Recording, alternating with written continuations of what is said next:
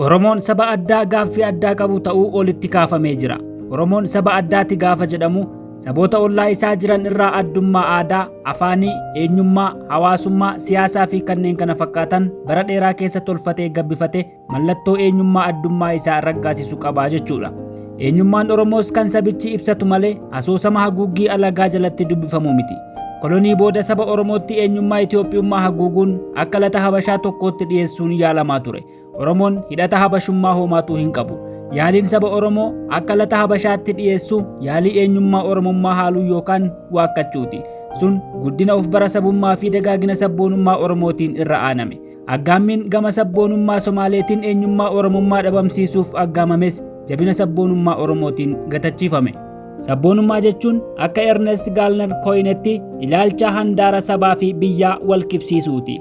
Ilaalcha sabaa fi biyyaa wal qibsiisuun finna sabaa gadhaabuuf carraaquuti. Ilaalchi kun aarii wal kibba diduu handaara sabaa fi biyyaa duuba dhalatuun of mul'isa. Aariin qurrama, qurramni diddaa dhala. Ilaalchi kun kanuma Woodrow Wilson handaarri sabaa fi afaanii handaara biyyaan wal kibuu qabaa jechuudhaan gaaffiin sabootaa hunka mirga hiree murteeffannaa keessatti deebii maluuf akka argatuuf falmee turedha. Sabboonaan ammoo nama qurrama sabummaa qabu ilaalcha sabboonummaan dhudhame fiixa bahinsa gaaffii sabichaaf of kennudha. Sabboonummaan hundee jabaa qaba. Hundeen isaa saba. Sabboonummaan impaayeroota diige, hacuuccaa hambise, takkaa waraana kaase, takkaa waraana hanqise. Ilaalchota siyaasaa haga ammaatti ka'an keessaa kan akka sabboonummaa umuriin raagee fi addunyaa geeddaramtu keessatti osoo hin dhommooqin dhaabbate hin jiru. Haga sabni jirutti ilaalchi sabboonummaa ni jiraata. Kanaaf awwaala impaayeroota irratti saboota ijaaree dhalachuu addunyaa sansakkaa haaraaf sababa ta'e. Fuldurattis irree cimaa handhuura sabummaa keessaa furga'uun osoo hin mudhukin, osoo hin dhommooqin dhaabbataa jedhamee eegama. Addunyaa har'aa keessatti gaaffii karaa sabboonummaa dhiyaatuuf deebii qajeelaa kennaa itti of madaksuu malee akka bulguu hamaa diigumsaaf ka'eetti of irratti bir'ataa hirriba dhabuun furmaata hin ta'u. Haga ammaatti sabboonummaa qoccolee hadheeffatee yookaan fafeessee kan itti milkaa'ee hin jiru.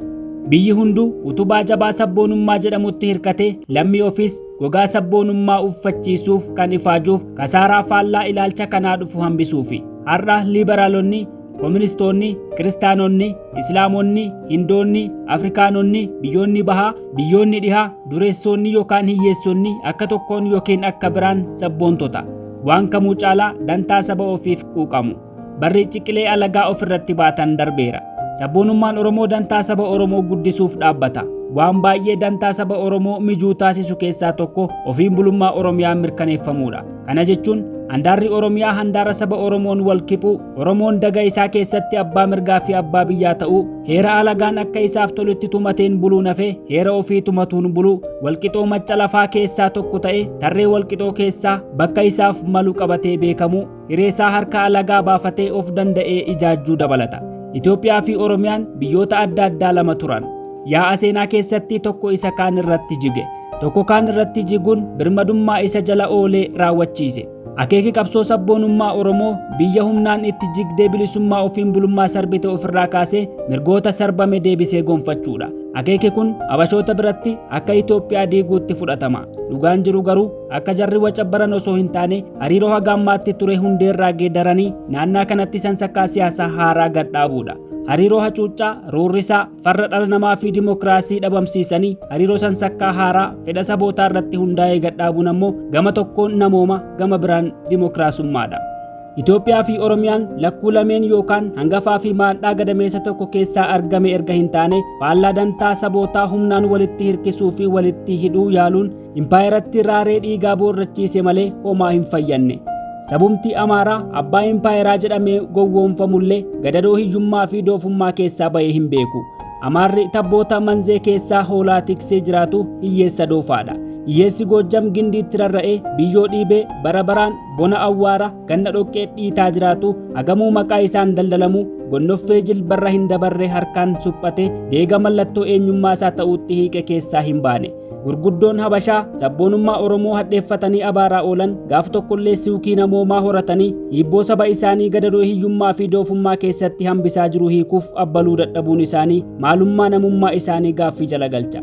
maaliif sabni keenya deege, maaliif sabni keenya bara baraan doofaa ta'e, yoo akkam goone jireenya isaa wayyeessinaa jedhanii of gaafachuutu irra ture. Hudduu qullaa of tuuluun kootama jaldeessaayyuu hin fayyanne. Akka waliigalaatti gaanfi Afrikaa kun taadhummaa lafaa qabdi. Lafquwii tarsiimoo siyaasaatis. Kanaaf osoo waliigalteen jiraate rakkoon oomishaa fi hariiroo alaa hin jiraatu. Garuu hariiroo siyaasaa dulluumaa hanquu fi duubatti harkistuu bulchitooti naannoo kana addatti immoo Itoophiyaan filataniin guddachuu hanqatte. Abbootiin irree Itoophiyaa yeroo hundaa of tuuloo, ofirroo, nyakkistuu fi ofittoodha. Ofirra darbanii waan sabootaaf tolu yaaduu hin danda'an. Daafii isaanii sabooti dukkana keessatti rataa jiraatu. Abbootii irree waan ta'aniif ergamtoota daayaa dukkanaatti hinnatamu. Dukkanni dukkana hin ibsu. Dukkana ibsuu kan danda'u ifa qofaadha.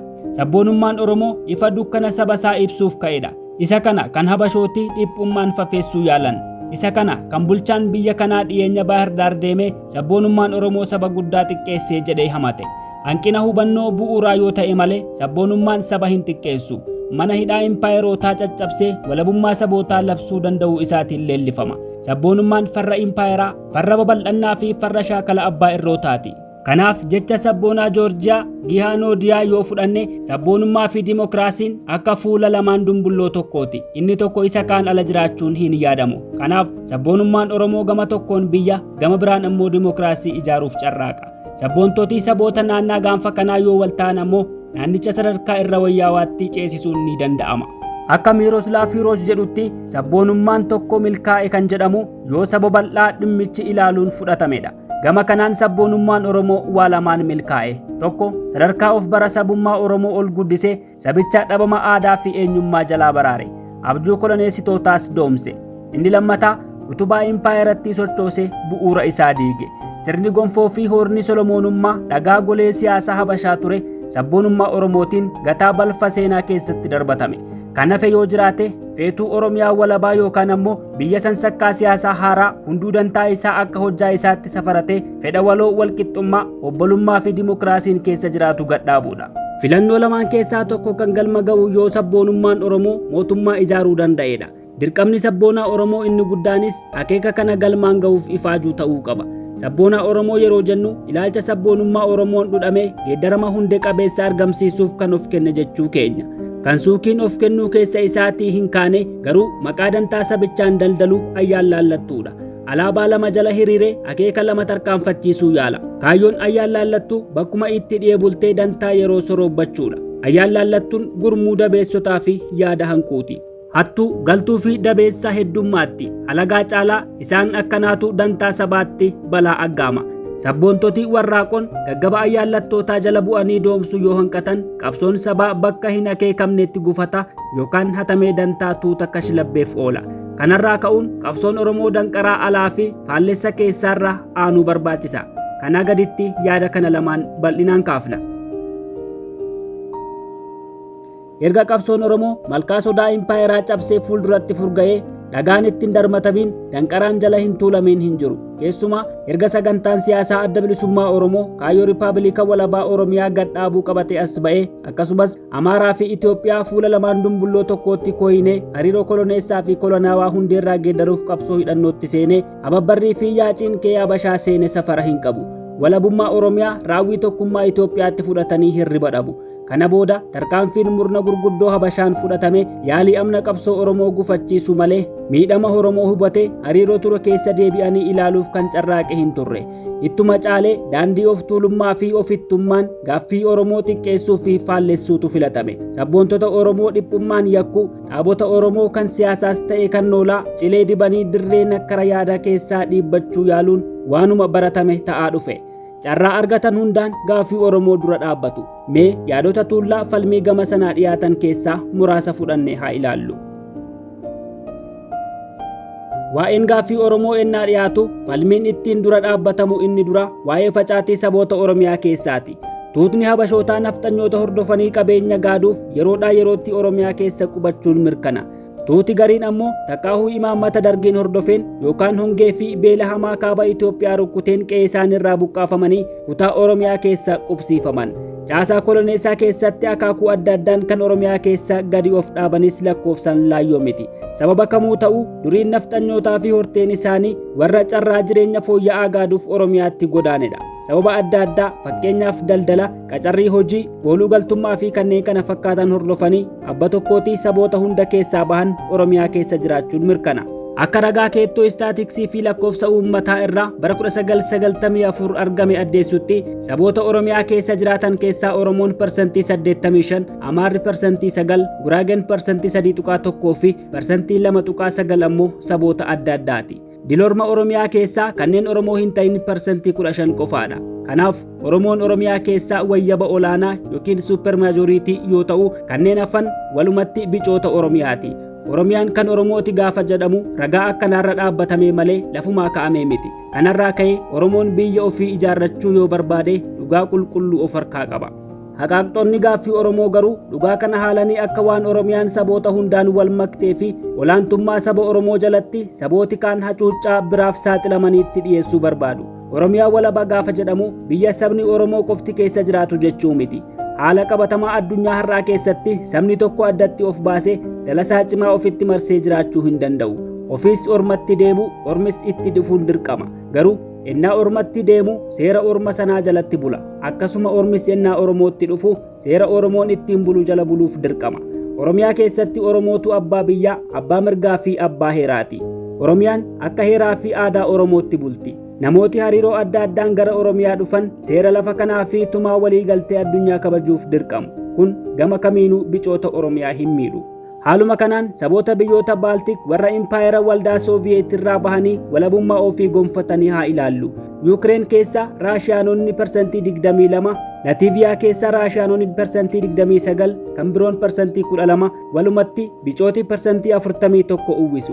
Estooniyaa keessaa Raashiyaanonni parsantii 28, kan biroon parsantii 7, walumatti bicoota parsantii 35 ta'antu jiraata. Oromiyaa keessa Oromoon parsantii 85, bicooti parsantii 15 ta'u. Biyyoota hedduu yoo fudhanne Oromiyaa caalaa bicoota of keessatti hammatu. Gara fuulduraattis daafii godaansaa hagi bicootaa biyyoota guddatan keessatti dabalaa deema. Oromiyaan ammatti biyyoota Baaltik caalaa akkaan xaliila saba Oromootiin uwwifamtedha. Kanaaf bicoota keessa jiraatan daheeffatanii walabummaa ishee danquuf yaaluun furmaata caalaa rakkoo hammeessuu danda'a.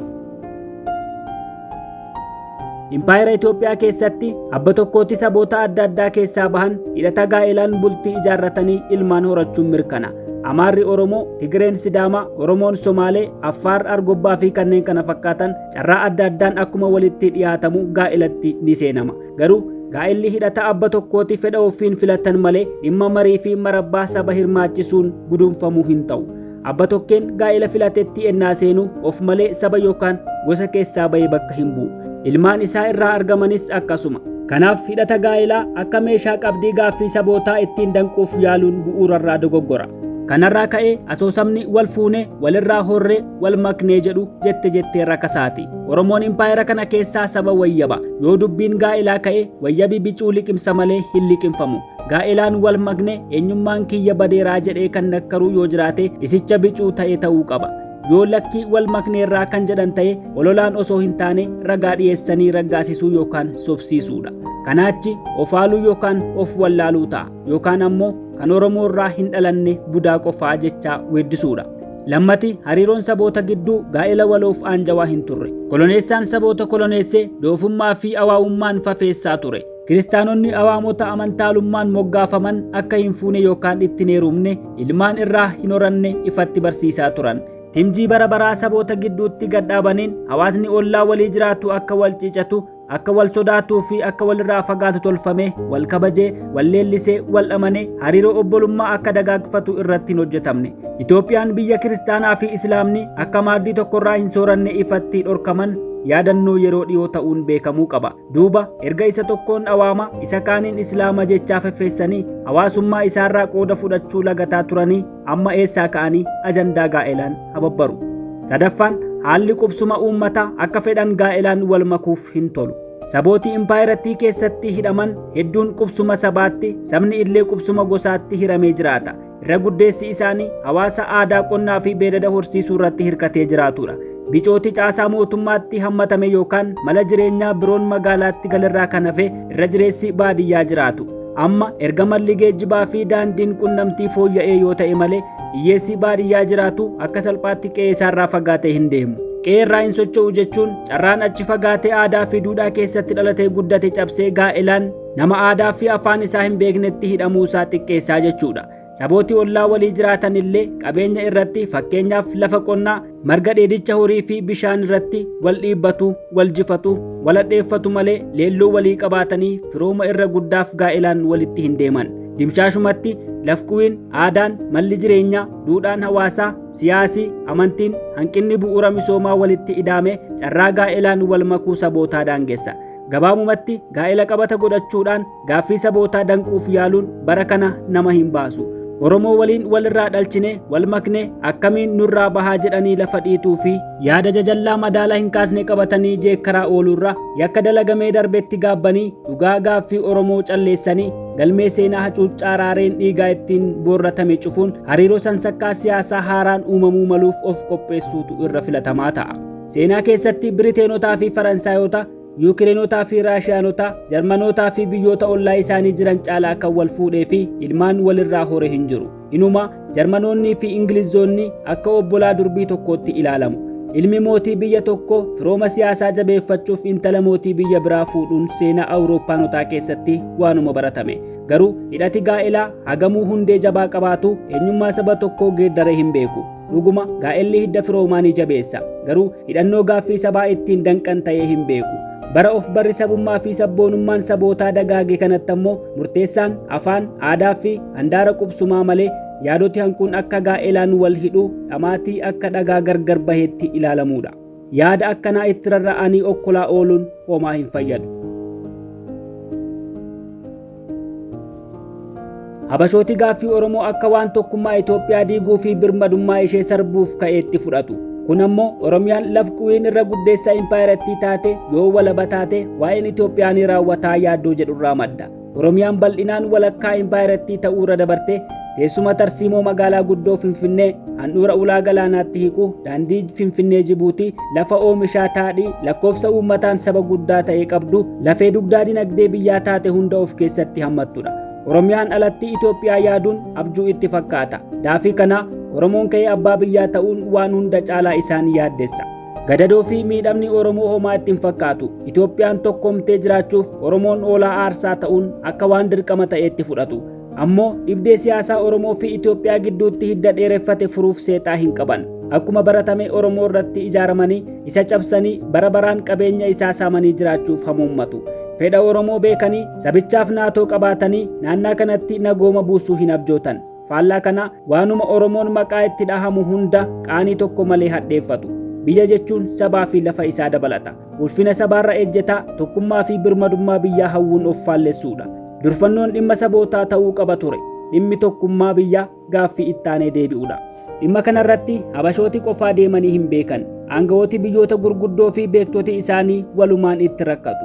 Yeroo tokko Horaald Maarkas hayyuun argaa dhageettii lammii Ameerikaa waldaa qorannoo Itoophiyaa keessatti Itoophiyummaan beekamu tokko sabboonummaa Oromoo akka bulguu Itoophiyaa bittinneessuuf kutatee ka'eetti ilaalee hayyoota Oromoo waldaa qorannoo Oromoo keessa jiraniif gaaffii biyya kana balleessuu maaliif barbaaddanii maaliif ofii hin bulchitanii jedhu gaafate. Yaaddoon Horaald Maarkas hayyoota Oromoo addatti of baasanii dhaabbata qorannoo hundeessuun sabboonummaa Oromoo jabeessee diigumsa Itoophiyaaf gumaachaa sodaa jedhurraa ka'a. Akkasitti kan yaadanii fi yaadda'an Horaald kumaatamatu jira. Isaan biratti dhaaba siyaasaa ifatti sagantaa maxxanfatee gaaffii sabboonummaa Oromummaa tarkaanfachiisu dhiisii dhaabbati qorannoo addatti dhimma Oromoo irratti xiyyeeffatullee tokkummaa Itoophiyaa diiguutti ciicatama. Duuba erga akkasitti yaadame Itoophiyaa isaan baananii fi dhiphataniif kun eenyu? Ammas waggaa 50 duubatti deebine gaaffii ibsaa guutamaaf deebii barbaanna. Gaaffiin Oromoo tokkummaa Itoophiyaa diiga jedhamee yoo sodaatame dawaan tokkummaa hawwamuu diigumsarraa hambisuu harka Oromoo hin jiru. Oromoon gaaffii deebii argachuu qabu dhiyeesse. Oromoon mirga gaafate. Waan gaafataman deebisanii nagaa buusuun dirqama warra mirga Oromoo sarbeeti. Abjuu sodaatanii hirriba malee hin bulan jedhama. Yoo gaaffii isaa deebisneef Oromoon galaanaa nurra garagalaa jedhamee kan sodaatamu yoo ta'e humnaanis ta'u Oromoon fala dhaahachuun mirga. Gaaffiin Oromoo bilisummaa, dimokiraasii fi kabaja ilmoo namaa dabalataa jenneerra. Kana deebisuun tokkummaa biyyaa diiga jedhanii gogaa nakkaruun farrummaatti lakkaa'ama. Itoophiyaan kan bittinnooftu dhugaa Oromoon osoo hin taane daba, farrummaa fi yakka ishee keessatti dalagamuuni. dabsatama ofii raaree dhiiga uummataa keessatti boorratan qajeelchuuf onnee dhabanii xuriisaa Oromootti haqachuu yaaluun daba dabalataa oomishuun tokkuma. Kanaafuu impaayera cubbamtuu kana dhaabaa fi dagalee wal gadhiisisee diigumsatti jarjarsaa jira. Kanaaf kan itti gaafatamuu qabu Oromticha sabboonaa halaalatti ciicatamuu osoo hin taane Itoophiyeessicha gaaddidduu tokkummaa Itoophiyaa jala gugatee oomisha dabaa fi yakkaa calleessaa ooludha. Aangawooti biyyoota gurguddoo fi beektoti isaanii soba habashootaa dhaggeeffachuun akka tokkoon yookaan akka biraan gaaffii Oromootti dhagaa guuraa oolan gaaga'ama naannaa kana qaqqabu keessaa harka dhiqatanii galuu hin danda'an. Seera jalaa miliqan illee seenaan dhiifama hin godhuuf. Hoodii baaquleessaa yookiin giloobaalaayizeeshiniin addunyaa bal'oo shuntuursee haga konyee harkaatti galche jedhamu yeroo baay'ee akka waan yaada faallaa mirga bilisummaa sabootaa tarkaanfachiisuutti ko'inama. Sansakkaan baaquleessaa guddina kalaqaa fi teekinooloojiin yayyabamu yeroo kam caalaa malqunnamtii fooyyawaan macca lafaa walitti dhiyeessuun mirkana. Addunyaan ilaalcha gabaa walabaatti harka kennattee handaaraa hanga handaaraatti dhugaa fi karaa kootama Ameerikaa jedhamtuuf abboomamuutti hiikuun yaada Firaansis Fukuyaamaan dhuma dubbiitiin wal fakkeesse jabeessa. Fukuyaamaan addunyaan fiixee lama bahaa fi dhiyaatti wal qooddee turte injifatamuu koministootaan gara fiixee tokkootti dhufuu falma. Kana booda addunyaan seera tokko dhaabbatoota seera waaltawaa tokkoon masakamanii fi kootama nagooma bakka hallee mirkaneessuuf abboomamtii hawwiin jedhu gubbaa Ameerikaatti ni dhagahama. Pirezidaanti Joorji Bush addunyaa sansakkaa haaraa ifatti ennaa yayyabu hawwii kana mirkaneessuu isaati. Saamu'eel Hantington ammoo gama isaan yaadii addunyaan gara fiixee tokkootti dhufte ilaalcha tokkoof abboomamuu soba dhugaarraa fagootii jedha. Akka falmaa Saamu'eel kaasuutti addunyaan har'a sarara qoodduu yookiin fault lines hedduu qabaachuu fi kunis fiixee daneessummaatti kan geessu ta'uu kitaaba isaa The Clash of Civilization jedhu keessatti yaadota haaraa dhiyeessa.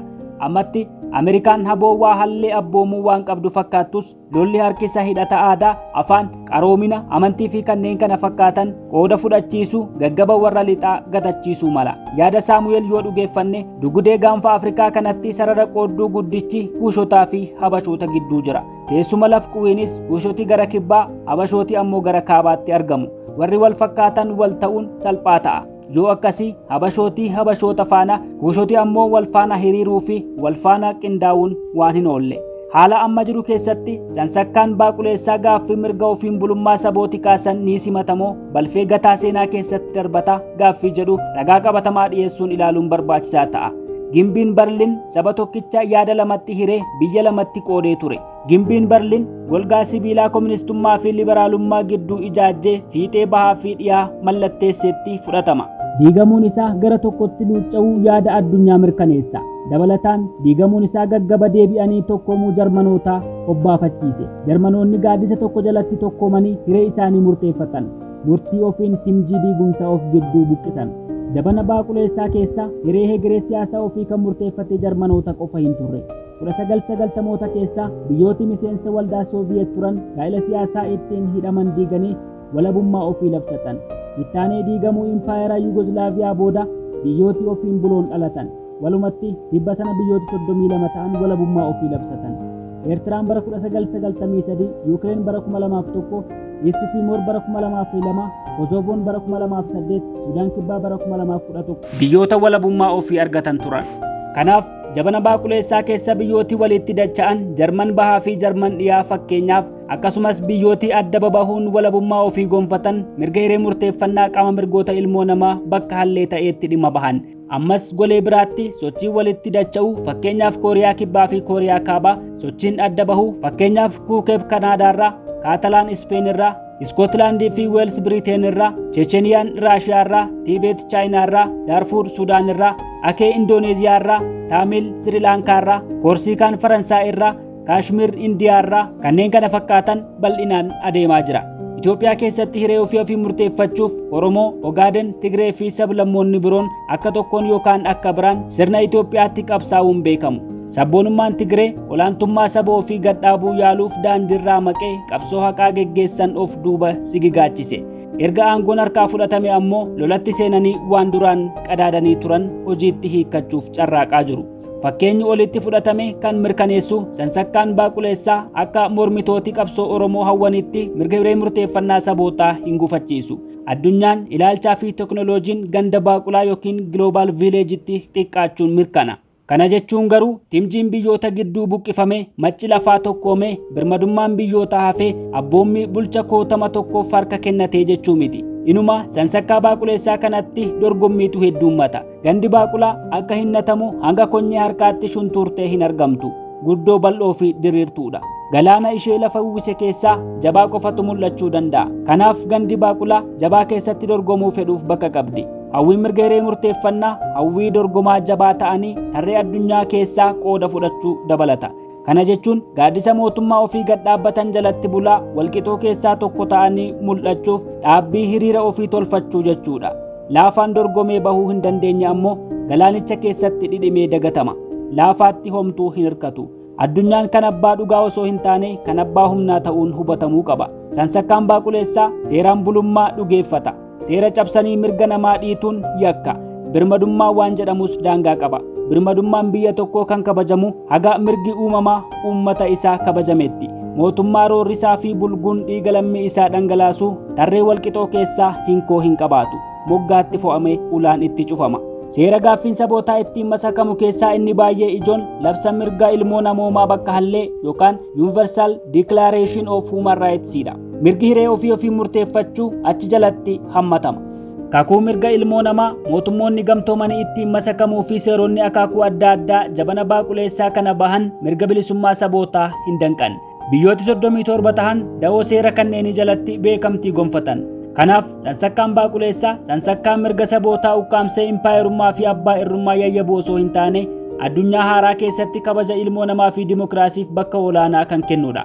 Hawwii fi gaggabaa hacuucamtootaafis haala mijeessa. Kanarraa ka'ame bara addunyaan haga konyee harkaatti shunturte gara ganda tokkootti deemaa jirtutti gaaffii ofiin bulummaa kaasuun hin deemsisu, hin jajjabeeffamu munaagni jedhu hawwii harcooyii koloneessotaa qofa. Sansakkaan baaquleessaa duudhaa bilisummaa fi dimokiraasii jajjabeessa. Garuu guddaa ta'anii mul'achuuf jabina gaafata. Gaaffiin Oromoo dhugaa kanarra dhaabbatamee ko'inamuu qaba. Fedha Oromoo faallessee barri geeddarame Itoophiyaa keessatti dhiitamii bulii seerri jedhu addunyaarra hin jiru. Garuu yoo dhageettii argachuu barbaade Oromoonis ijaaramee humnoomuu qaba. Baay'inni isaa, qabeenyi isaa, tarsiimoon laf quwii teessuma isaa, beekumsi isaa walitti dhufee irree abdatamuu fi itti hirkatamuu argamsiisuu gaafata. Kun qabsoo hadhaawaan dhufa. Sabboonummaa Oromoo qurrama biyyaa fi ulfina dhabuutu dhalche. Shaakala abbaa irrummaa impaayeraa jalatti roorrifamuu fi dhiitamuutu garaa isa hammeesse. Kun mirkanii seenaa malee asoosama ogumtolchii gurguddoota Oromoo aangoo dheebotanii miti. Kaayyoon sabboontota Oromoos hamuummii impaayerummaa, abbaa irrummaa fi olaantummaa saba tokkoo hambisuudha. Fiixa ba'iinsi isaa geeddarama hundee qabeessaa naannaa kanatti argamsiisuu barbaada. Qabsoon Oromoo akka lama keessaa tokkoon goolabamuu danda'a. Tokko Rippaabilika ofiin bultuu Oromiyaa gad dhaabuuni. Kun hidhata gaa'ilaa Itoophiyaa wajjin jiru guutummaatti addaan kutuu fi diiguu gaafata. Lama hariiroo haga ammaa keessa deebi'anii ilaaluun, seecca'uun akkasumas dhugaa walii calleessuun akka haaraatti waldaa waloo obbolummaa, walqixxummaa fi dimokiraasiin keessa jiraatan hundeeffachuudhaani. Kun fedha Oromoo qofa osoo hin taane fedhaa fi kutannoo saboota kaanii gaafata. Kanaa ala yaaluun humnaan saboota walitti hidhuu, walitti dirqisiisuu, afaan qawwee jalatti doorsisaa, dhiitanii bulchuuf hawwuun dhibdee hammeessa malee furmaata hoomaatuu hin argamsiisu. Karaan tokkichi naannaa kanatti furmaata waaraa argamsiisu fedha walii beekuu fi dhugaa walii calleessuudha. Kanaa ala bochuu fi bochistuu ta'anii imimmaan naachaa roobsaa ooluun waa'ee hin baasu. Addunyaan seeraan bultii jenneerra. Oromoonis fayyadamaa seerota sanaa ta'uu barbaada. Mirgi golee addunyaa tokkotti hariiroo sabootaa atoomse Oromoo bira ga'ee hanquu hin ta'u. Harcooyin Itoophiyaanotaa yaada kolonummaa fi olaantummaatti rarra'an dhugaa hadhooftuu tokko liqimsuu qabu. Seenaa keessatti impaayeroota kan diige ofittummaa, of tuulummaa fi ofirrummaa akkasumas olaantummaa shaakala abbaa irrummaa saba tokkooti. Mirkanii isaatiif seenaa impaayeroota bittinnaa'uun yaayyoo lafaarraa dhabamanii duuba deebi'anii qorachuudha. Itoophiyaas kan diigu gaaffii Oromoo mirkanii dhugaarraa ka'u osoo hin taane gaggaba olaantummaa shaakala abbaa irrummaa saba tokko mirkaneessuuf hamuummachuu ta'uu hubatamuu qaba. Dhimmi kun hunda caalaa gurguddoota Habashaa ilaallata. Akkuma kana dura ilaalcha ofittummaa kan kiyyaa kan keerratti mari'annaa yoo jedhan carraa nagaan dhibdee furuu caalaattuu dukkaneessa. Fakkeenya tokko haa fudhannu. Itoophiyaan alaabaa ittiin iddoosamtuu qabdi. Halluun isaa magariisa, keelloo, diimaa irraa faayame. Alaabaa yaadi koloneessaa irratti bu'uure jedhame sabboontota Oromootiin hinnatama. Oromiyaanis alaabaa ittiin iddoosamtu kan halluun isaa diimaa, magariisa, diimaa irraa faayame yaada diddaa kolonii fi hawwii bilisummaa dorrobe addatti qabdi. Kaayyoo alaabaan kun iddoo san wal faalleessa. Tokko yaada koloneessaa, kan biraan yaada diddaa koloneessaa calaqqisiisa. Jarri Habashaa ennaa nagaan dhibdee furuuf yaalii waltajjii mariitti affeeraman sabboontota Oromoof haalduree beekamaa tokko dhiyeessu. Alaabaa kiyya dhiistee kiyya jalatti hiriirtaa kan jedhu. Ennaa sana battalumatti abdiin marii fi marabbaa dukkunaawee dheekkamsa dorroba. Amalli akkanaa isicha Leeniin hadheeffate of tuulummaa saboota gurguddoo jedhee balaaleffatuun tokkuma. Daafii of tuultotaa nagaan dhabame, mariin dadhabame, waraana barbadeessaa lubbuu fi qabeenya mancaasutti cehama. Yakka suukkanneessaa dhala namaa irratti raawwatamee fi raaree dhiigaa biyyattiin cuubamteef sababni tokkichi of tuultota.